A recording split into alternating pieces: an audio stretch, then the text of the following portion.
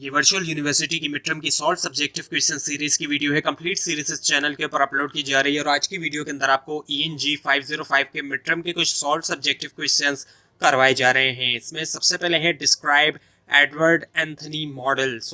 Edward Anthony model को describe करना है। एडवर्ड एंथनी ने प्रपोज किया एक 3 लेवल फ्रेमवर्क जो कि बेस करता है अप्रोच के ऊपर, मेथड्स के ऊपर और टेक्निक के ऊपर। अप्रोच जो है वो सेट ऑफ प्रिंसिपल्स हैं या फिर आइडियाज़ है नेचर ऑफ लैंग्वेज लर्निंग के बारे में। मेथड जो है वो ओवरऑल मैकेनिज्म है। टेक्निक जो है एक स्पेसिफिक स्ट्रेटजी या वे है। और रिसर्च जो है वो रिसर्चर्स जो है वो वेरी करते हैं in terms of design, procedure और अप्रोच।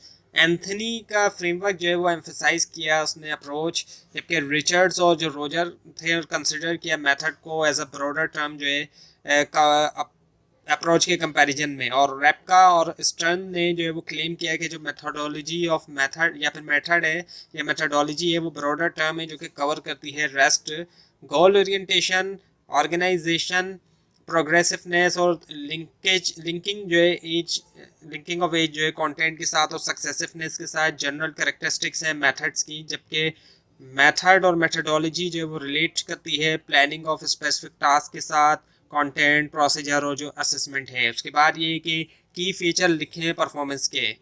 पैरोल जो है वो डिस्क्राइब करते हैं फिजिकल मैनिफेस्टेशन कॉम्पिटेंस की, और परफॉर्मेंस जो है वो हो सकती है फुल ऑफ एरर्स। परफॉर्मेंस और उसकी प्रोडक्ट जो है वो कॉम्प्लेक्स फिनोमेना है स्पीकर हेयर लिंग्विस्टिक कॉम्पिटेंस की वजह से। और इसके अलावा स्पीच की जो प्रोडक्शन है, मेमोरी, डायलेक्टल इन्वायरमेंट, इडियोलेक्ट और इंडिविजुअल स्टाइल, इसके अलावा फैक्चुअल नॉलेज और हेल्थ और इमोशनल स्टेज और जो दूसरे रिलेटेड फैक्टर्स हैं।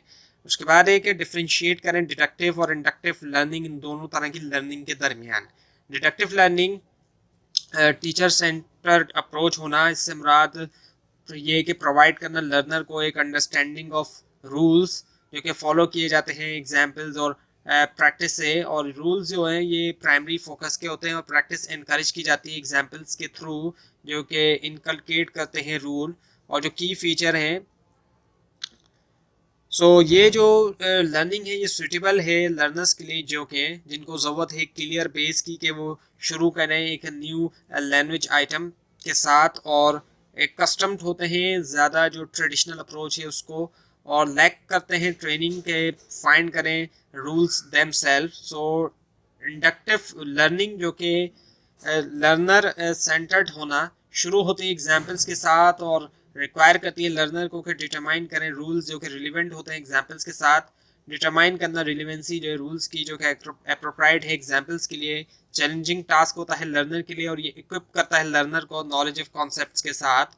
और जो की फीचर्स हैं वो ये है कि एनेबल करता है लर्नर्स को कि वो नोटिस करें वे ऑफ एग्जाम्पल्स के ज़रिए और कैसे कॉन्सेप्ट वर्क करता है, और ये एम्फेसाइज करता है लर्नर की एक्टिव इन्वॉल्वमेंट जो है लर्निंग प्रोसेस के अंदर। उसके बाद ये कि लिखें पेवलोवियन कंडीशनिंग के की फीचर्स। जो इसके की फीचर्स है उसमें है स्टिमुलस है, रिस्पॉन्स है, अनकंडीशनड स्टिमुलस है, कंडीशन स्टिमुलस है, कंडीशन रिस्पॉन्स है, एक्सटेंशन है, स्पॉन्टेनस रिकवरी है, जनरलाइजेशन है और डिस्क्रिमिनेशन है। उसके बाद ये कि व्हाट इज मेडिएशन थ्योरी। मेडिएशन थ्योरी क्या है, इसको इंट्रोड्यूस किया था चार्ल्स ऑसगुड ने, और क्लेम किया गया था इसको कि लिंग्विस्टिक स्टिमुलस जो है वो एलिसिट करता है एक मेडिएटिंग रिस्पॉन्स जो कि सेल्फ स्टिमुलेटिंग मेडिएशन प्रोसेस है।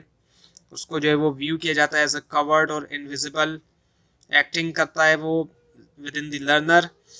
और ये इसको बनाता है कॉग्निटिव थ्योरी जो कि रैशनलाइज करती है इंटरनल और एक्सटर्नल प्रोसेसेस डेवलप करने के लिए बिहेवियरल एसोसिएशन। तो ये थी आज की वीडियो। आपको अगर इस बारे में कोई क्वेश्चन है, खासतौर पर इसमें कोई मिस्टेक दिखाई दे, जरूर हाईलाइट कीजिए। और इस पूरी सीरीज को देखने के लिए इस चैनल को सब्सक्राइब कीजिए, बेल आइकन के ऊपर क्लिक कीजिए।